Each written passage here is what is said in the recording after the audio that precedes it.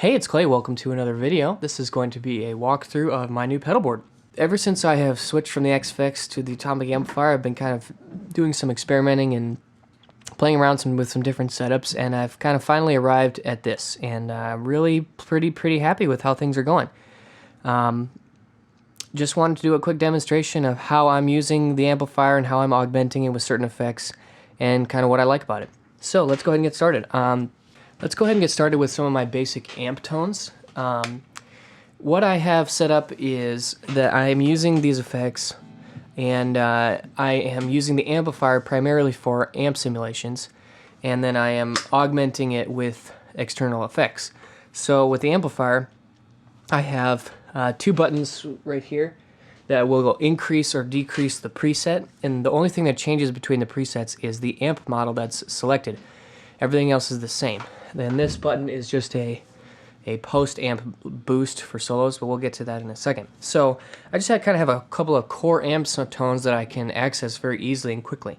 First is a Marshall Plexi.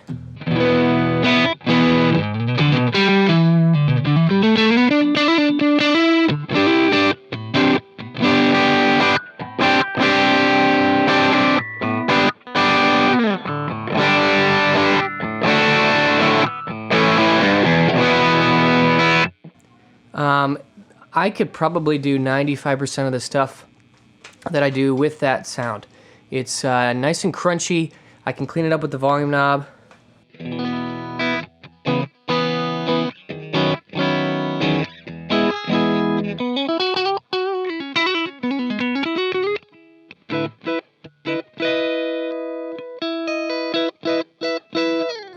It's just a great amp sim.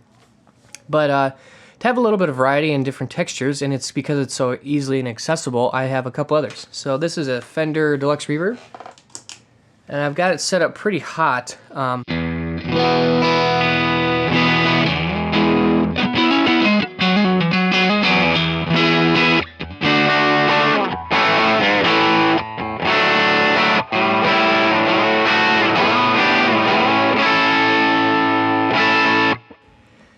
Kind of similar levels of gain compared to the Plexi, but just a little bit of a different flavor of tone. A little bit looser in the bottom end, a little bit stingier on the top end.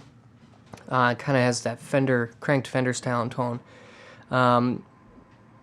Really like that. And then third, I've got a clean bassman. I've got a video on my channel. The first one I made was kind of based on this patch, and I really like the clean tone from the bassman.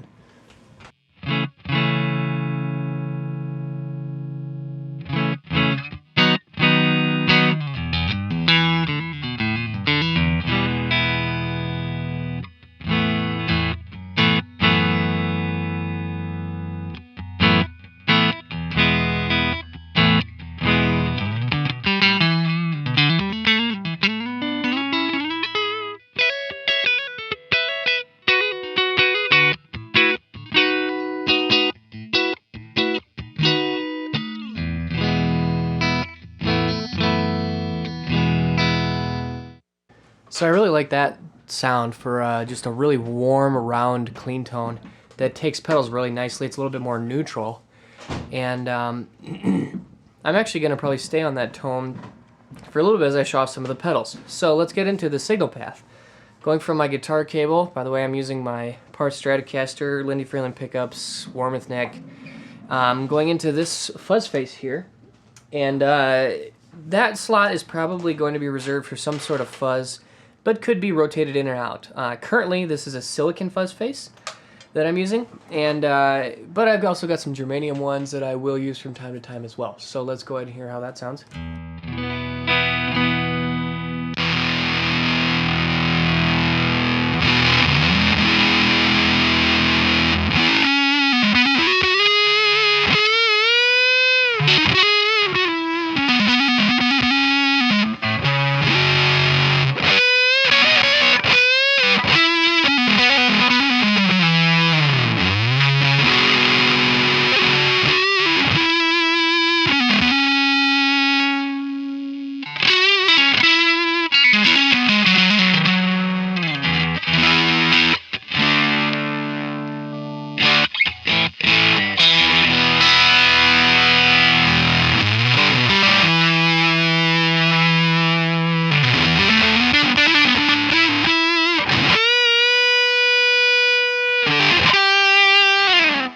Just tons of sustain.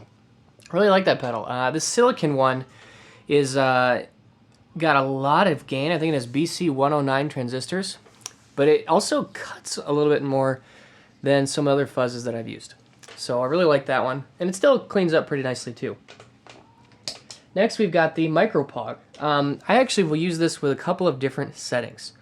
So the one that I'm currently on is a little bit of everything. We've got some dry, some sub, and some octave up. So let's just hear how that sounds.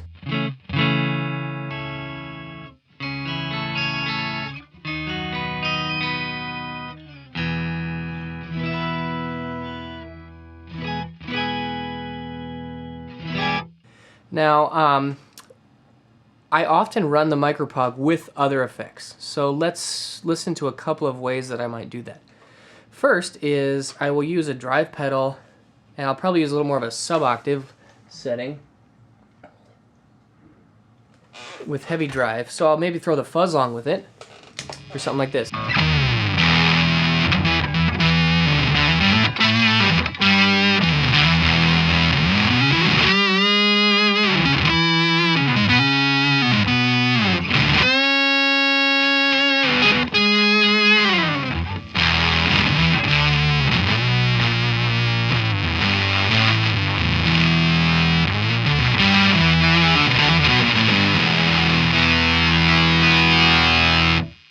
And that's just a lot of fun. It makes your more single note stuff really, really fat, and it's just a lot of fun to play. Alternatively, we'll get a little bit more of the high octave going, and throw on a whole bunch of delay and reverb, and do more of an ambient thing.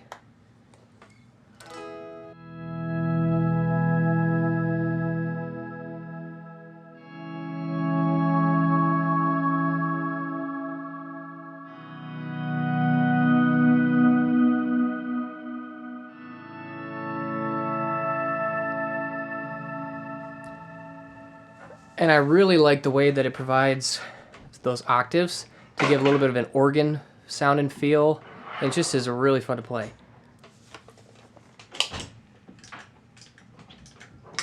So what I'm adding onto it is on the Zoom, I've got 2 delays, a arena style reverb, and then I'm also using the Boss RV5 digital reverb to just really flesh it out. So yeah, the Micropog, a lot of fun. Next we've got some overdrives. With the Plexi style amp, I probably won't use these 2 slots a lot, but I put them on here because this is a pretty flexible board. So I can use it with a clean amp like this Bassman, or I can use it with a tube amp. I've got a preset on the amplifier that has no amp sim whatsoever. So it's just really nice to be able to adapt to different situations. So I've got the K-Line Pure Sky. And this is kind of based on a Timmy, I believe, and so it's just a real transparent neutral drive. The basic sound of the amp isn't really changed that heavily, it just gives it a little bit of a...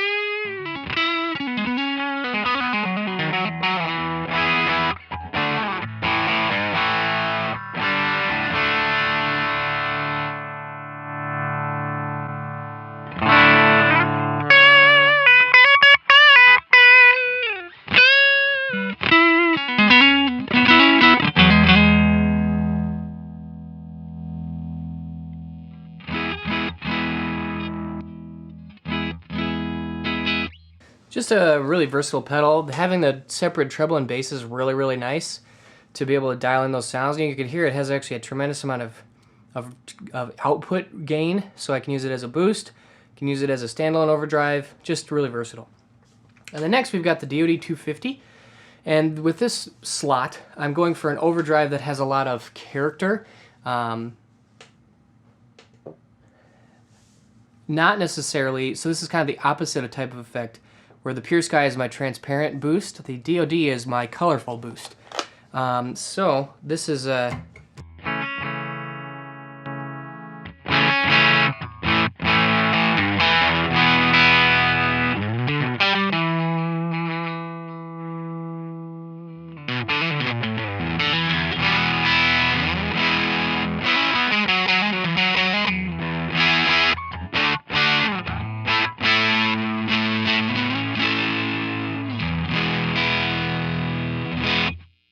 Really like that for that slot. I also may use like I've got a Joyo Ultimate Drive, got a Tube Screamer clone, and just a few others that may compete in that slot to give it some real character. So from the DoD, we run into the amplifier. Again, I've got the, this is preset increment, preset decrement, and this is just a straight level boost. Can you hear how that sounds?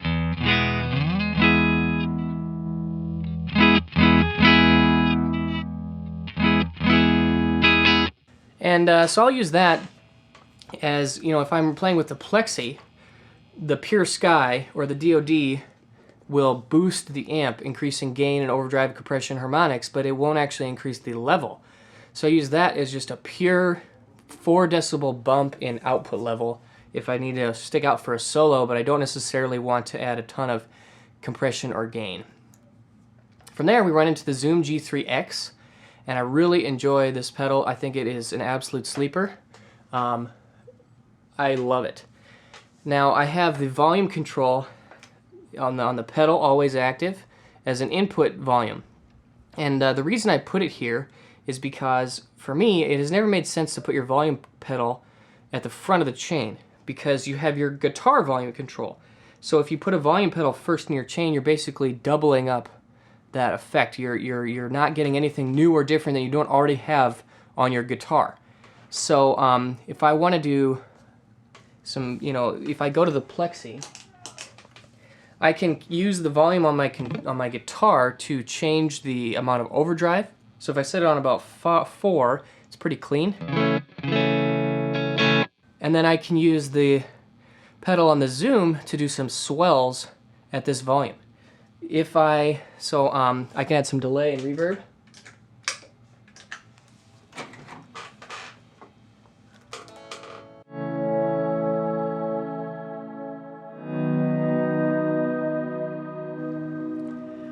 But on the other hand, if I do this on my guitar and I go all the way up to 10, what it's going to do is it's going to push the amp to overdrive.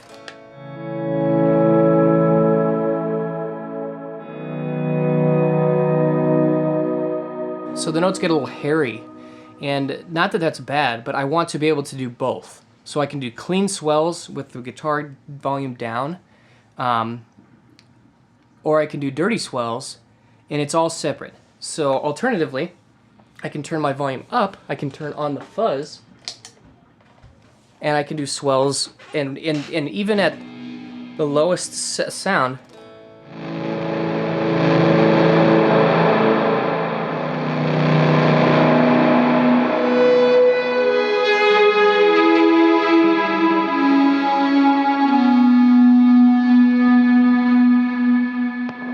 even at the lowest sound, you still get that huge fuzzy bottom end. So it just gives you a lot more variance in the types of sounds you can get. And I really highly recommend having your volume pedal after your overdrive section so that it doesn't double up with your guitar volume control.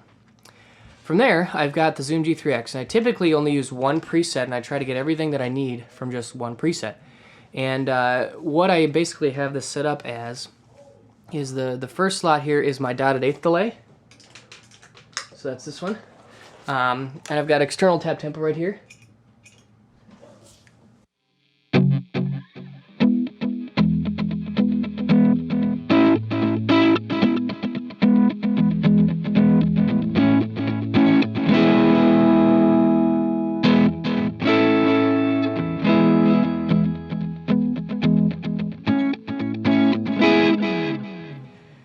And that's a digital delay. I want to keep that sound relatively clean and percussive for some of the like edge style, Hillsong style repeats.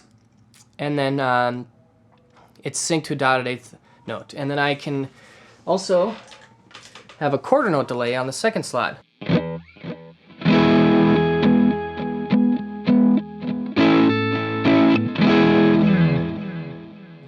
That one has a little bit lower mix, and it's also a modulated delay, so you can hear so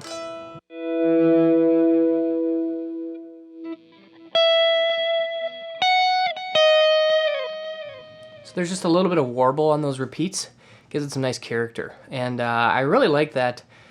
quarter note delay to have a little bit of soul and character to it. I think it's a really, really pleasing sound.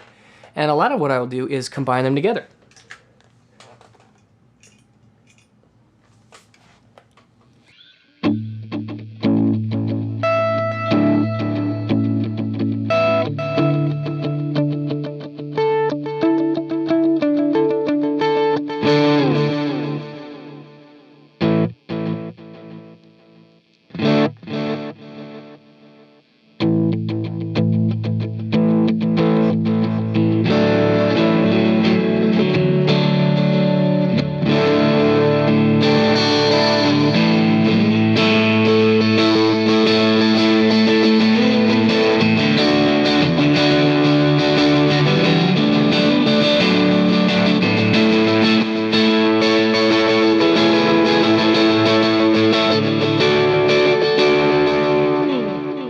I really like that delay sound. It gives it's really rhythmic. It's really kind of interesting and musical.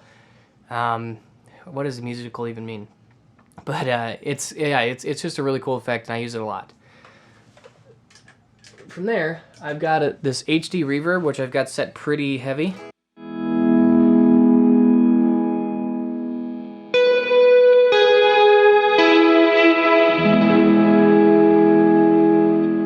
So I usually stack that with the other delays and the Boss RV5 for like a really ambient, wet type of thing. And I really like the HD reverb on this unit is really good actually, and it can be used for a lot of different things. From a room setting all the way to an ambient thing, it works really nicely. And then every once in a while, you can scroll left and right. And I've got like a graphic EQ. I've got an auto wah. I've got another reverb that is just kind of a room reverb. So if I feel like I am really dry,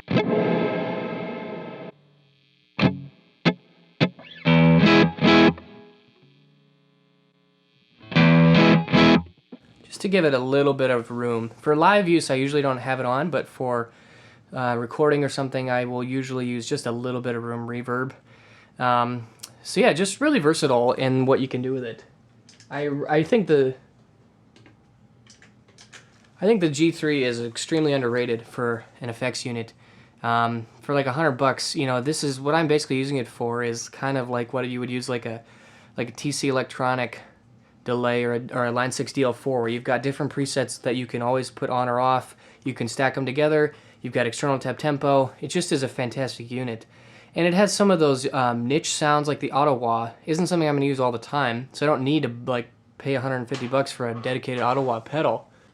So for me, it's just a really good fit. From there, we go out of the G3X into the Boss RV5. I am only using this pedal in the modulate mode, and I'm only really using it for really kind of big ambient reverbs.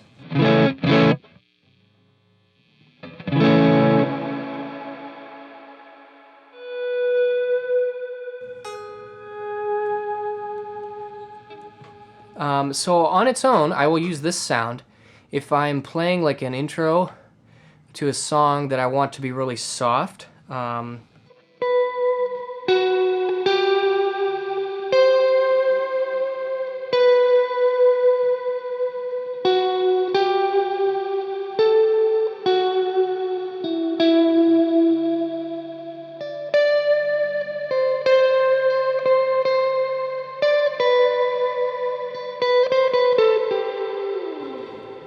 Just really provides kind of like a really round halo around the note. Really softens the front end attack and gives it some more kind of bubbling sustain and just kind of ambience.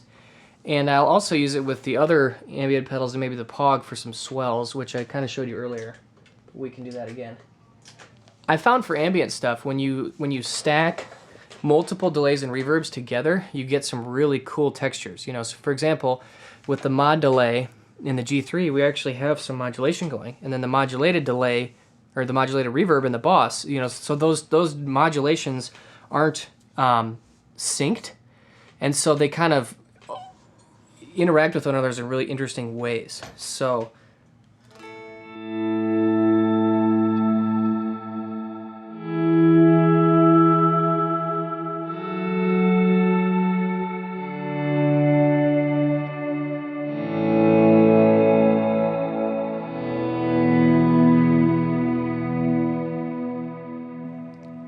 really enjoy that. You can always add the Pog if you want, and maybe some of the overdrives to give it kind of a fuzzy feel. So now from there I go into the Ditto looper. And actually the Zoom has a looper as well, but I like having the Ditto at the end of the chain in case I want to use the digital reverb Boss with it, the Boss RV5 with it. And also, if I really want to get creative, I could technically have multiple loops running. I could set up like a verse loop in the Zoom and then like a chorus loop in the Ditto. Also, the Ditto has longer loop time, so if I want to do like a slow blues, you can't do that on the Zoom, which only does about 40 seconds. So it's just kind of nice having that tool there as a dedicated looper. From there, actually, I run into a Whirlwind Imp 2 DI, which is right down there. Eventually, I'm going to stick that under the board, but for now, I just kind of have it off to the side because I've been doing some experimenting with how I'm going to set this up. And I really like that because it converts it to a low impedance signal, which I can send straight to an XLR cable to the front of house. So I run completely direct to the board, which works great for me. It also has a parallel output, and I can send that on a shorter 1/4-inch cable to my monitor, which is an Alto TS212 for live use. So I just have a lot of flexibility as far as running this board, whether I want to run direct, or even if I want to run into an amp, I can just skip the imp, or I can adapt this board to a lot of different situations. So yeah, really enjoying it. Basically, the idea is that I took what I liked about the XFX2 and I have compartmentalized it into individual pedals, which I think is really fun. Pedals are something that I always actually really liked about playing guitar. I've gotten really into fuzz faces, and with certain delays and reverbs, they have a specific type of character to them. And not saying that you can't accomplish those things on the XFX, but I like having pedals, and so to be able to incorporate that with the amplifier has really worked for me in a way that's a lot of fun to play with. So I hope you guys enjoyed this video. If you have any questions or comments, please let me know, and I'll see you again soon. Bye.